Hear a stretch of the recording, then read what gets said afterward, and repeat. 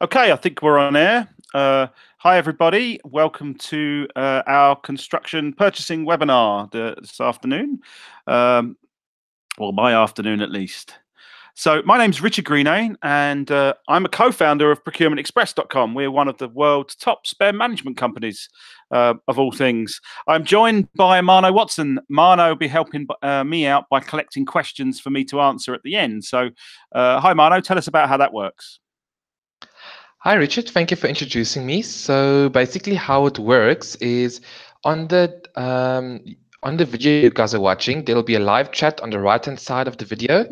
Basically, all you do is just ask your questions over there, and then at the end of this webinar, we will be answering them live. Great. Over to you, Richard. Great. Thanks, Mano. So any difficult questions you want to send over to me, then please do. Okay, so I've spent countless hours talking to construction companies about spend management and purchase control.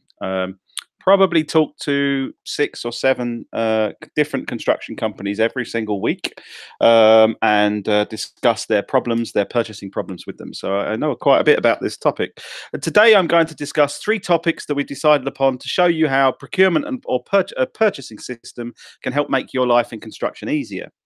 So firstly, just a little bit of housekeeping just in terms of this this webinar. I'm sorry, I am a quick talker and I do have an English accent. To some of you, that might be a problem. If it is, then take lots of notes. We can share the video at the end. Feel free just to say yes, please, in the comment section, and we'll make sure the video gets to you afterwards so you can have a copy of it. At the end of the webinar, I'm also going to share my personal email address with you. And that's so that if you have any questions that you don't about spend control that you don't really want to discuss in an open forum, then feel free to reach out to me at your convenience, and I'll help you as best I can. So what are the 3 topics that we're talking about today? So we're talking about avoiding mistakes. We're talking about efficient purchasing. We're talking about being in control of every cent. So what is that? So avoiding mistakes, how to avoid spending mistakes on construction sites, and how to use purchasing systems to avoid those mistakes. Efficient purchasing, making sure that your purchasing is done in the most efficient way possible for your particular company. And then being in control of every cent, making sure that the amount of money that you're spending is known at all times. Really, I guess that's what you need to do. So let's talk about avoiding mistakes. What's the biggest spending mistakes that you have heard of in the construction industry? I'm sure there are plenty of stories out there about spending mistakes. Maybe it's well, the single biggest liquidation in the UK is going on right now with Carillion, which is was a very large construction company, went bust. I'm sure they made quite a few spending mistakes. But if you know of a good one, a good story, a funny story perhaps, then let us know in the comments. We'd be really interested in hearing about that. So the Get It Right initiative in the UK is a relatively new initiative that's trying to help construction industry with dealing with up to £10 billion a year of spending mistakes.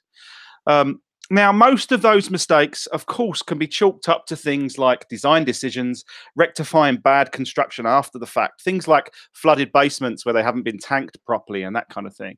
Things that come back to bite you as a construction construction company. However, in a recent survey by that initiative, a significant emphasis was put on poor communication as a reason for wasted spend. So a purchasing system provides you with a method of communication for everyone involved during the buying process. Any building site that I've ever seen is a really busy place with lots of things going on. And currently, a lot of construction companies still actually use paper-based purchasing books. They seem okay. They work most of the time. Most of the time, people fill them out okay. And sometimes people phone in their orders to a supplier and leave a page blank. The purchase order book then becomes an incomplete picture of what's going on. So when everything is entered into a purchasing system at the time of purchase, the value of each item can be allocated to the right project. And over time, you'll build up a real-time picture of what's going on with your spending. So the purchase order and the spend allocation can all be done by the person who created the request. So it doesn't have to just be done by one person. It isn't the accounts person who's sitting there with a big pile of paperwork that they have to enter all of the time. So This way, the allocation just gets done without the need for someone in accounts to do it. And as the system provides a way for everybody who needs to see those purchases, any mistakes can be spotted and can always be rectified during the process as opposed to afterwards. This is spending mistakes I'm talking about. And obviously, I can't deal with the purchasing system can't deal with a badly tanked basement. But with purchase order books, every page in the book to get that information has to be read and then put into some kind of spreadsheet or account system and then allocated afterwards. And this is hours and hours and hours of work for someone who could really be negotiating better prices with your suppliers. So a purchasing system helps to avoid mistakes in the purchase process and provide a mechanism of communication for everyone who needs it. So everybody sees what's going on with the purchase, and that means that those spend mistakes get spotted much easier. That leads us on to efficiency in your purchasing process. So with a poor purchasing process, materials are being bought for a job or more than one job at a time or just in bulk. Nothing is allocated then to the right place. And although the job gets done, you never know exactly what's going on. So start adding 2 or 3 foremen or superintendents to the mix. And you imagine, and they're all ordering their own materials, and imagine the problem's going to get far, far worse in terms of not knowing what's going on and not allocating the right spend to the right places. So you start ordering materials for the project, and those items start arriving on site. And then you send out Jimmy with the truck and to pick up some stuff. And by that time, everyone has been waiting for those materials to arrive, and the truck gets offloaded quickly. The materials are taken onto the site somewhere, or then they're lost in a sea of other items in your stores. So everything there happens too quickly, and none of the deliveries are signed off correctly. And what happens to the delivery docket? Well, I've done my own kind of straw poll of companies over the years of what happens to their delivery docket. So I've come up with 5 possible answers. So number 1, the delivery docket gets put neatly into an in tray in the office and then stapled to the invoice when it comes in. If you're doing that, then you've won already. You've won this already.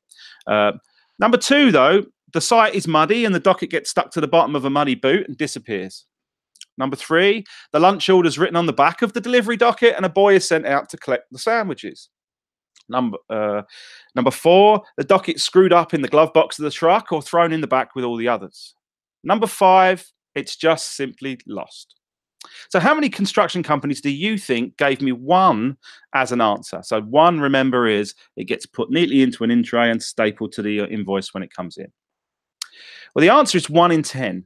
So 1 in 10 of the construction companies that I spoke to said that they did that and everything gets kind of filed away neatly. That means really that 90% of the construction companies I spoke to never ever see the delivery docket. So they don't know what's arrived on site and what hasn't. So a purchasing system allows you to mark items as received, attach a snapshot from your mobile cell phone to the delivery docket right against the order, and this can be done in the field with no need to return back to the site office. So it doesn't matter what happens to the delivery docket at that point because you've already got a picture of it. The cell phone app allows orders to be placed, approved, and sent right from the site as well. So now, even if you're at the bottom of some dirty hole, that's not an excuse to not fill out the order details correctly. So not only will a mobile purchasing system allow staff and site managers to put in their orders in a simpler way, which saves them time, it also allows the staff in the office to process those orders, approve them, and get them delivered back to site as quickly and efficiently as possible. So that increases the efficiency of the process no end.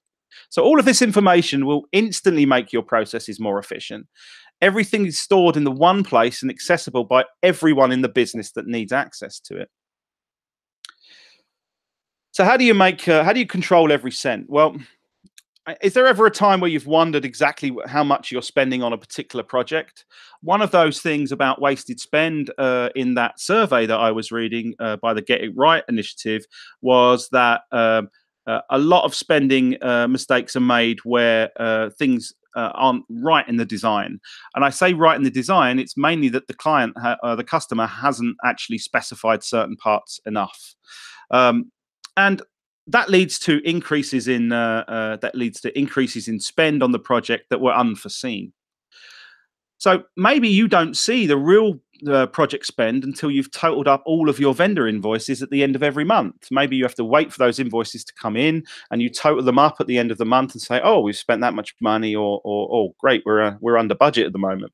The project spend can go up really quickly without warning. Even simple things like ordering 5 tons of hardcore too much, or spending an extra week on a hire or something, it all adds up. So I've already told you that you'll be able to allocate spend into different places. In real terms, when a person on site creates a purchase request, they assign the spend to a project or a budget. So it gets assigned at that point. So each project spend can be split up into separate budgets. And so for the financial controller, this can be really simple by just calling a budget electricals or plumbing works or whatever it is. Or it can be a much more complicated collection of budget lines.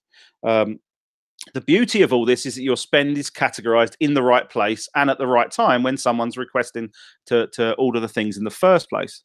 And you're able to report on these categories, drilling down into each data point as you need. So you can drill down into how much have we spent on those particular projects, and drill down into particular things. How much do we usually spend on electricals, for instance, across all of our projects? That kind of information. So reporting on a project by project basis gives you a list of the budgets within each project, and it shows you how much is left and gives you the work in progress or WIP figures for that particular project. So in real time. So if you want to find out for each project how much am I spending currently, it's there in front of you in real time. And the purchasing system provides all of that information and allows you to collect it. So now you'll be able to see exactly how much you've spent, your forecasting will be better, and you'll be able to make sure that the project comes in on budget. So, of course, I wouldn't be explaining, they're my 3 topics, and I wouldn't be explaining these concepts particularly if procurementexpress.com, our software, was not able to achieve them in the most efficient way possible. And that's exactly what we do. With Procurement Express, you can capture the information you need in the right place at the right time. You can receive deliveries, you can make the dockets get to the office on time, and you can manage budgets, projects, and work in progress figures in real time too. So you don't have to wait until the end of the month to see how much you've spent. You can see it straight away. So what about our title of saving 10%? Saving 10% on your overhead spend. That was our title for this webinar. Was that just attention grabbing, an attention grabbing headline from our marketing department? Well, in some respects, it probably was. But really, if you avoid spending mistakes, if you make your purchasing more efficient and track and control every single cent, you'll be well on your way to saving 10% on your overhead spend, guaranteed. So what are the next steps? If you want to find out more about our product, there are product videos you can watch. There are other webinars that we've done. You can see features and benefits. You can sign up for a free trial, fully functioning for 7 days. You can get a demo with one of my team specifically. You can call the 1-800 number if you want to find out more, and we're be more than happy to speak to you. So as I promised, here's my I'm going to ask for questions, and here's my my email address. If you want to ask me questions outside of this kind of public forum, then please feel free to reach out to me and I'll answer you as best I can. So over to Mano to discuss any questions that that might be. Unfortunately, we don't have any questions at the moment, but maybe you can give some time if there's any questions coming in. Okay. Yeah, I can keep talking. I can sing you a song, play you a tune. We wait for some questions to come out. Yeah, you can really sing us a song. I'm not gonna release my singing voice on anyone, I'm afraid. So yeah, feel free to ask any questions that you have, anything about what I've said or anything about kind of purchasing in general. Even if it's off the topic of the construction industry, I'd be more than happy to discuss purchasing with you.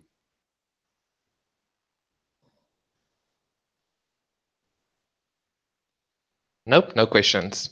No questions. All right. Well, listen, there's my email address. Just wait. Yeah, just come in. Oh. So can I put a limit on budgets from Jade House? Yes.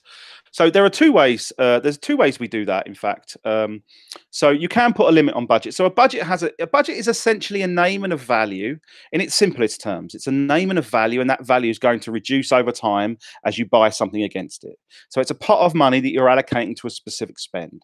So that value you can set. So you can say, okay, this budget is worth. Let's say it's electricals, because I said that before. It's worth £1,000 or €1,000 or $1,000, whatever your currency is. So you can set it so that the budgets are allowed to overrun. So you're allowed to, in that case, you're allowed to spend more than £1,000. But when somebody creates that request, it has to go off to an approver to be approved. If we allow overruns, so if you're allowed to go into the negative on that budget, then it's the approver who decides whether to go over that budget or not.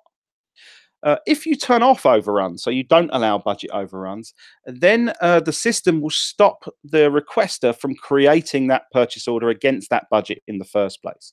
So they'll only be able to create a purchase order against a particular budget that where the total is under that budget amount. So there's two options. Either you put it in the hands of the approvers, which is great in some respects because it means the approval process is more seamless, or you don't allow those purchase orders to be created, in which case the user who's trying to create that spend then has to have a dialogue with somebody higher up to actually get that budget increased. So they're the two options that we have. Thank you very much. And that's all the questions for now. Okay. Perfect. Thanks, Mano, for your time, and thanks everyone for watching. And again, feel free to email me if you have any comments or questions at all. Thank you. Thank you. Bye.